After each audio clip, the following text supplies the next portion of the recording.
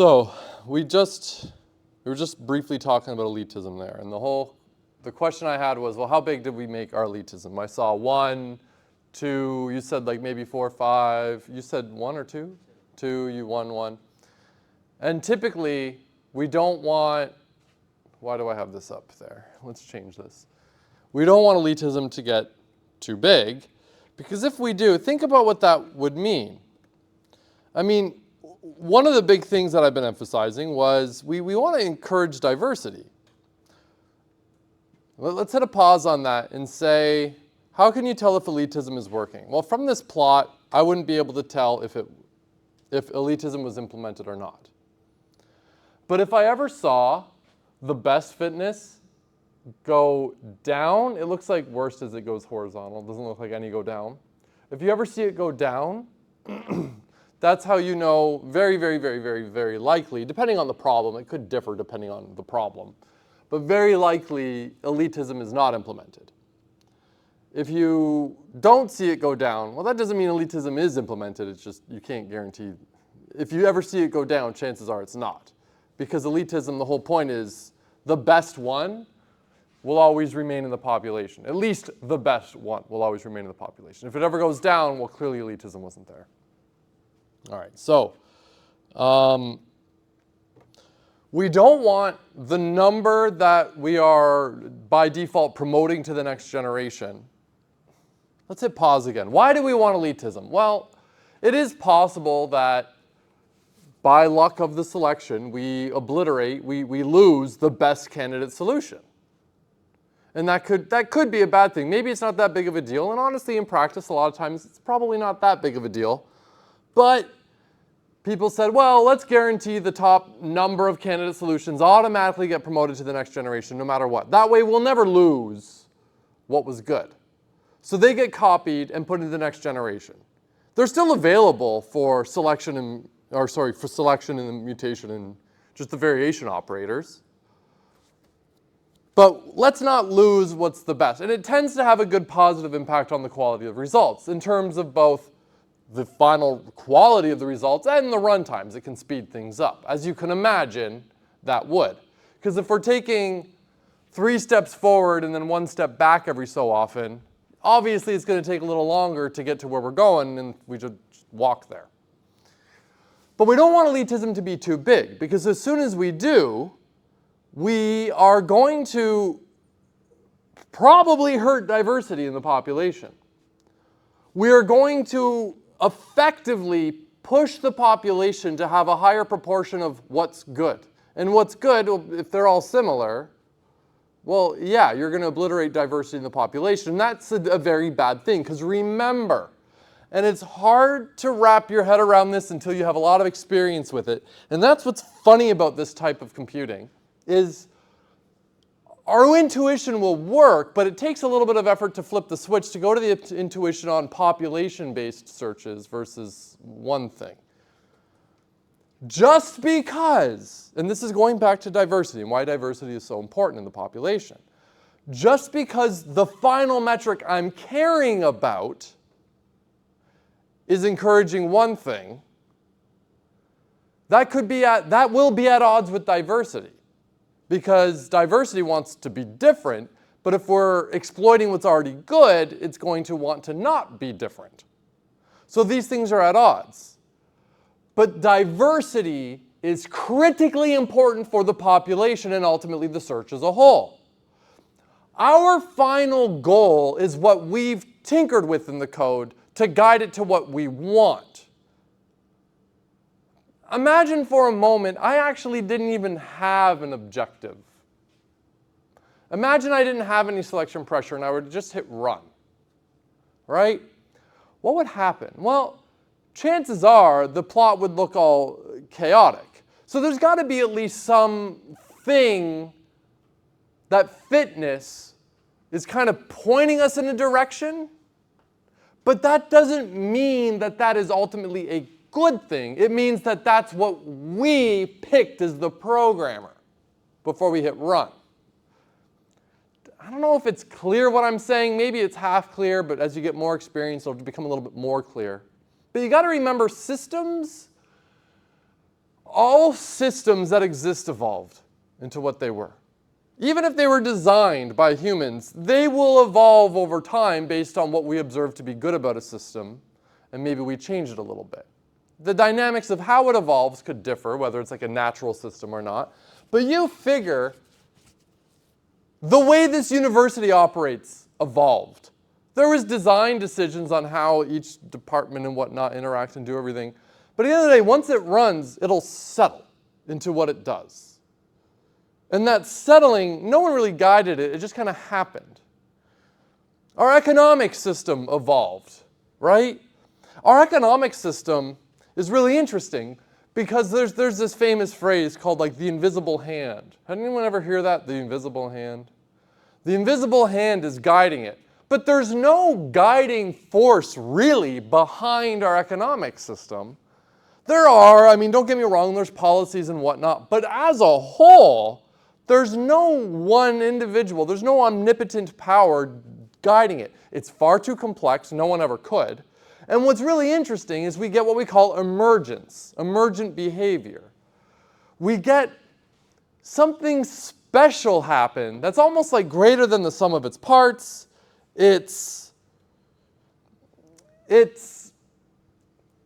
Everyone's acting selfishly. Everyone's optimizing their own situation, and yet it tends to have a net benefit overall. There tends to be a net benefit for everybody, even though everyone's kind of just worried about themselves. It's really interesting. And you get the similar dynamics in these populations, right? We are optimizing for one thing, yet you get this interesting emergent behavior in systems like this. But anyways, elitism. We don't want it to be too big. We don't want to have too many automatically get promoted, because as soon as we do, we are going to hurt diversity, and diversity is critically important for the success of this search. All right, where did we go? Okay, so a change of perspective. If we go look at the code,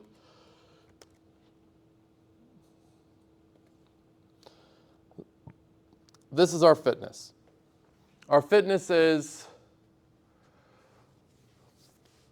what is the integer value? The higher the integer value, the better, right? Because we want to maximize that. But let's take a second and change about how we're thinking about this problem. In the previous topic, the following candidate solutions were ranked by how close they are to the optimal solution, right? 1023 is the best. And then I've got 713, 127, and then 0. But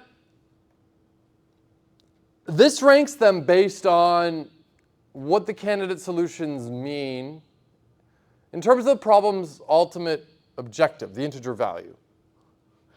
But I can actually take advantage of something I know. One of the beautiful things, one of my favorite things about evolutionary computation is it tends to do really well, even if I don't know anything about the problem I'm working on. That's kind of why we use these searches, right? When I don't know what else to do, you pull out the big guns. But in this particular scenario, I know something about the problem. Obviously, I know a lot about the problem. It's a stupid problem. It's have as many ones as possible. I know that. But let's pretend I didn't really know that, but I just happened to know.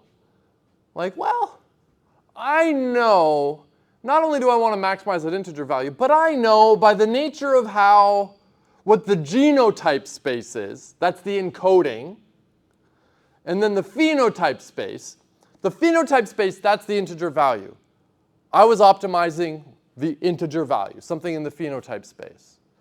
But if I know something about the problem, and I know something about how I've encoded the problem, and something about the relationship between the encoding, the genotype, and the phenotype, I could maybe exploit this a little bit. And I can go, well, you know, it's not just the integer value, but I also know having more ones is better.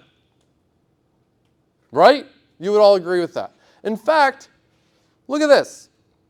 In the phenotype space, the candidate solution that represents 713 is a hell of a lot better than the candidate solution that represents 127.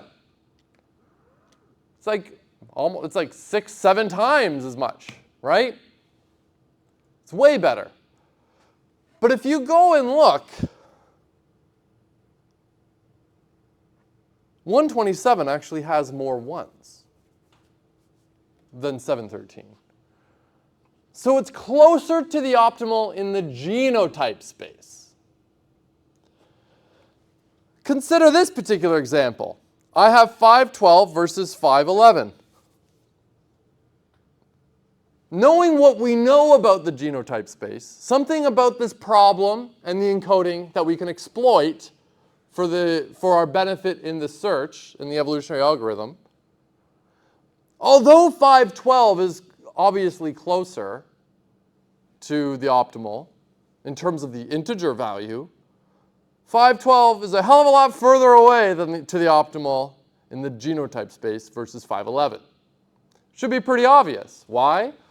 Here, how many things do I need to change to get to the optimal? 1, 2, 3, 4, 5, 6, 7, 8, 9. I would have to change 9 things versus 1 thing. So clearly, maybe we can take advantage of this information.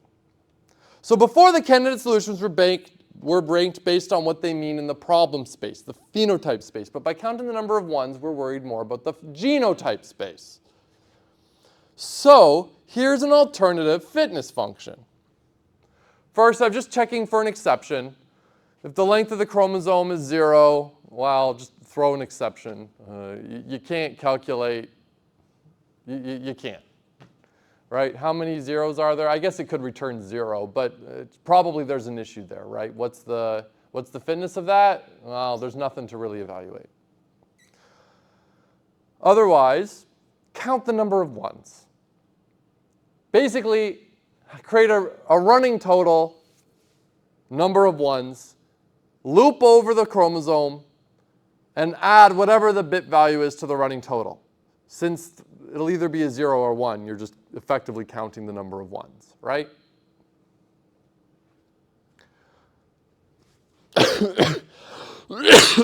Excuse me.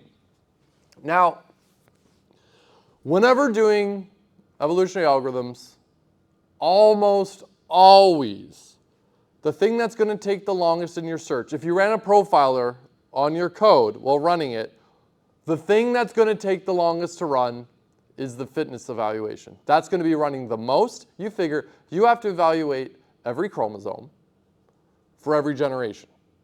If I've got 1,000 chromosomes for 10,000 generations, that's a lot.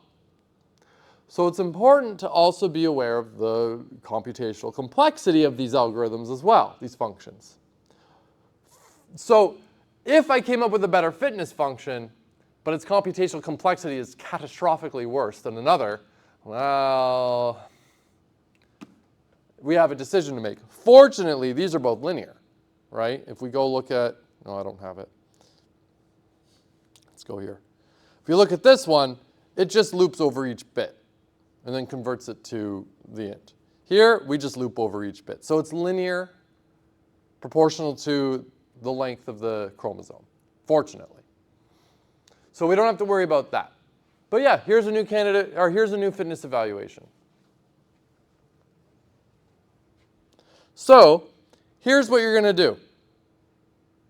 The second half of the exercises. Switch out the value fitness.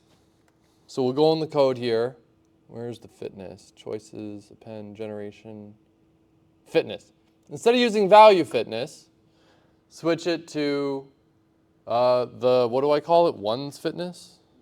One's fitness. Switch it out to one's fitness and run through these exercises again and see if you see any big difference. And now I'll pause the recording. I got to figure out, how do I do this? Do I do fade? How do I do that? Well, whatever. Nope. Let's do a quick look, just for fun. Here's just I'm going to do another run here, just to get an idea of where it seems to converge. Around 100 generations-ish, it looks like I've got the max solution, right? around 100. Maybe a little more, maybe a little bit less. But if we change this to value fitness, let's go down here.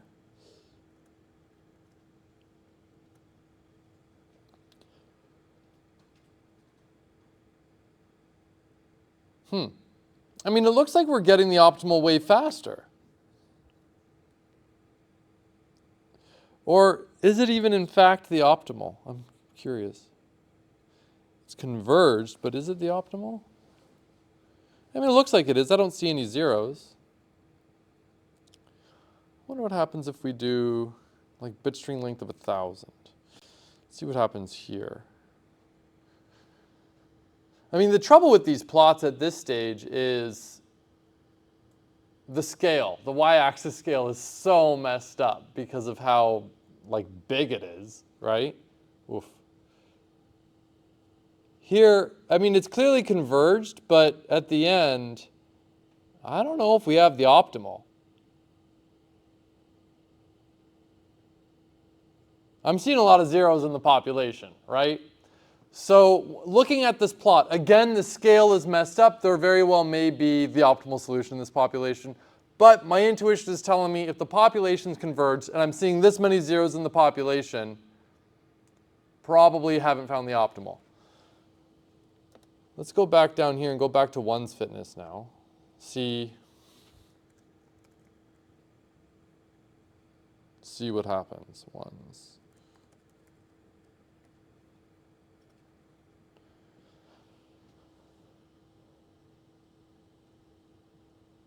Oh, so after 250 generations, I mean, when you look at this plot, what does this tell you? It hasn't converged. So what should I change? Yeah, let it run a little longer. This is one of the downsides of having a, let's make it 1,000. One of the downsides of having a fixed number of generations is you play this game of like, was this long enough? Was this long enough? Come on. Sorry? It's nice to be like, just save your population so you can resume. Yeah, you totally should do that. So I look at this, okay, well, it looks like it's starting to converge, but clearly we're not done yet. 10,000 generations. This one will take probably a few moments to run, right? Letting it run a while. When you were running it, you ran it with like 5,000? No, I only did, wait, what, I might have actually, I can't remember what I did. Oh, okay, no, it doesn't matter. I was just curious if you knew offhand. Oh yeah, I did do 5,000. It took like, I don't know, like a minute, 2 minutes. Like, Okay. What was your like generations and population size? Another thing I probably could have increased was the population size as well. Population size, like I didn't really change much else. Like population size was like 100 and Okay. generations was. It's still going, it's still chugging away. Maybe I should be printing. See, here's another problem. I don't know how long it's going to take. Am I halfway done? Am I 1% done? I don't know.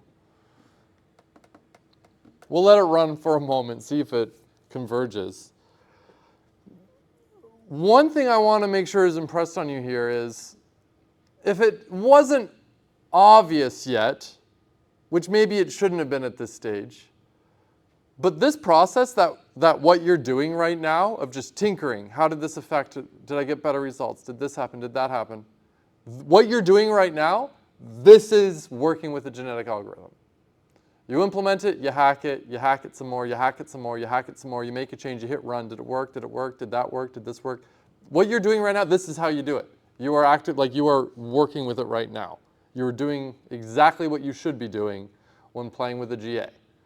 In spite barely knowing anything of evolutionary computation yet, you're doing a great job. There we go. And it looks like around 2,000 generations it converged. There's going to be a lot plotted here. Not seeing any zeros, but we know what the optimal solution is. It's 1,000. How do you get the plots to pop up? Sorry? How do you get the plots to? Oh, at the bottom, I've got, I just uncommented that, and it should pop up. I don't know. I didn't know. Okay, there we go. Up, and look, 1,000, like clearly we found the optimal. At around, let's say 2,000 generations. So I'm going to go back to here, change this to 2,000. Actually, no, hold on. Let's put it to 2,000. But let's make the population size a little bigger. I'm just curious if how this is going to affect it. It's probably going to take roughly the same amount of time it took to run the previous time because I reduced the generations by a factor of 5, but I increased the population size by about a factor of 5. So runtime's probably going to be similar. But I'm wondering if it'll actually converge even faster or slower, depending on how big the population is here. So we'll give this a moment and we'll see. Whoop. We'll see what's happening. While we wait, does anyone have any questions about what you were doing?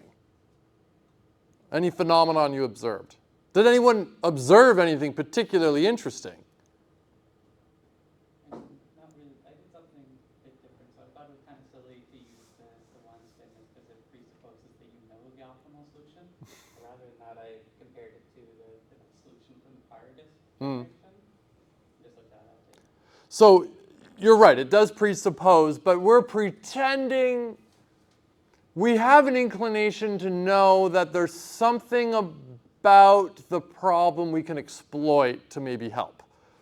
Now, in this particular case, the thing we know is what the optimal solution is. So yeah, that is a little bit of cheating, perhaps. But imagine we're in a world where I think, based on what I know about this particular problem, if the solution looks a little bit like this, we could take advantage of it. And maybe it gives me good results. And if it doesn't, you abandon that idea and you move to the next one. And that's fine. That's kind of the process. There we go. Look at that. It converged a lot faster with a bigger population. It's around 500.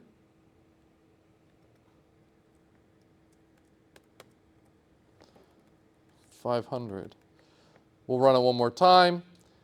And then after I run it like this, just to see if it kind of like has, in fact, converged around those values, I'm going to run it again, but on the value fitness, just to see. But of course, it might. I don't even know how the value fitness is going to run with a bit string length of 1,000. I mean, what's two? You did it. What was like 2 to the 1,000? 10 to the power of 300. So, well, big. Yeah, big. So here, looking at that plot, I don't, yeah, it clearly hasn't converged, but I want to go up to the top because I want to see if it does look like we actually got the optimal.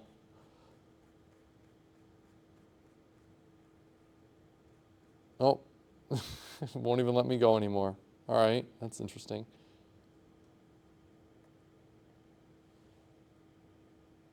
Well, whatever. Maybe I should be printing out the fitness after the chromosomes, but whatever. For the fun of it, let's change this back to value fitness. Value, and then up here, value. We'll let that run. And while that's running, let's go look at some of these questions. The parameter can be tuned, but individual function piece of okay. So one thing to really emphasize as well is we're tuning the parameter values, the numeric values of some of these things. But we can change out other parts of the GA, like the fitness function. We could use an entirely different mutation, an entirely different selection, entirely different cross, and so on. Those are also tunable. So don't just think about those numbers. And of course, as you change, these are what we call like the symbolic parameters. If you change out one of the modular things for a different selection, that different selection might have a different set of knobs to tune, a different set of numerical values to play with as well. Obviously, if we use a different selection, tournament size isn't going to be a value we can play with. because obviously that matters for blah, blah, blah. I'm tongue-tied today, huh? So all that really matters here is, oh, we got an issue here. These all should be indented. And then so the numbering can continue. Did anyone try to make their own crossover function yet? No? Mutation selection. So this maybe, I mean, clearly we're near the end right now. So maybe for like the first half of tomorrow, admittedly, I thought we'd be a little bit further along with this at this stage. I didn't expect to take this many classes to play around with it. That said, I'm happy that we are, because clearly we're getting our hands dirty with it, and we're probably getting a feel for how these things work, right? So that's a good thing. So despite thinking I'd be a little further along, I'm not complaining, actually. I think this is a good thing. What we'll do tomorrow, or do we have class tomorrow, or is it Thursday? I think it's tomorrow. Whenever next class is, we'll continue, but we'll try to come up with your own crossover mutation. Just screw around, see what you can do. And if that takes all of next class, great. If not, whatever, that's fine. We can carry on there. But you brought up a good point. Any other observations that anyone in here think is worth bringing up, noting? Did anyone try anything that was like off of what I was, like that wasn't what I was suggesting, but you thought, what if I do this? Not yet, no? Yeah, you did, or you just, no, not yet? Okay, and that's fine, you didn't need to, I was just curious. Okay, so perhaps just, I mean, this is a particularly good stopping point. Maybe what we'll do is, I'll wrap up here, but